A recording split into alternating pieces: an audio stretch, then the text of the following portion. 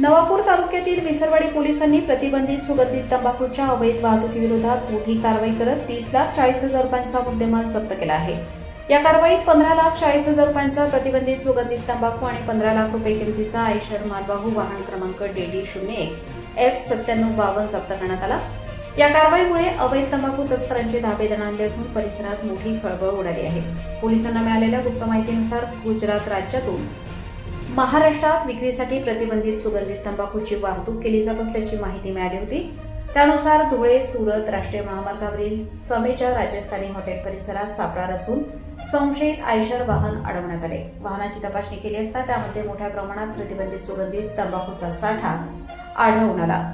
या कारवाईत रिमझिम जाफरानी जर्दा नंबर 1 या ब्रँडचे 2200 पॅकेट, अंदाजे किंमत 12,10,000 रुपये, तसेच गोल्डन सफारी जाफरानी जर्दा या ब्रँडची 600 पॅकेट, अंदाजे किंमत 3,30,000 रुपये असा एकूण 15,40,000 रुपयांचा प्रतिबंधित सुगंधित तंबाखू जप्त करण्यात आला।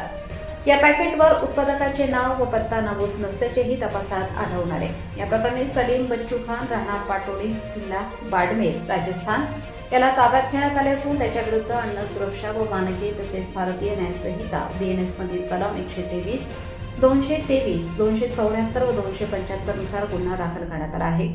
अन्न सुरक्षा अधिकारी सुरेंद्र रोहिदास डवले यांच्या फिर्यादीवरून गुन्हा नोंद करण्यात आला असून पुढील तपास विसरवाडी पोलीस करीत आहेत।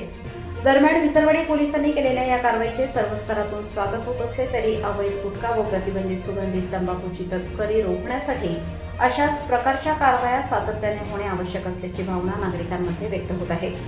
धुळे सुरत राष्ट्रीय महामार्ग हा महाराष्ट्र गुजरातला जोडणारा महत्त्वाचा मार्ग असल्याने यापूर्वीही अनेक वेळा अशाच प्रकारे अवैध तंबाखूची वाहतूक झाली असण्याची शक्यता नागरिकांकडून व्यक्त केली जात आहे।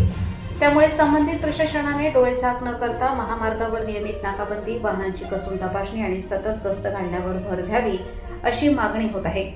केवळ 1-2 कारवायांवर समाधान न मानता तस्करीच्या संपूर्ण साखळीचा पर्दाफाश करून मुख्य सूत्रधारांपर्यंत पोहोचण्यासाठी कठोर आणि सातत्यपूर्ण कारवाई करणे गरजेचे असल्याचे मतही व्यक्त केले जात आहे।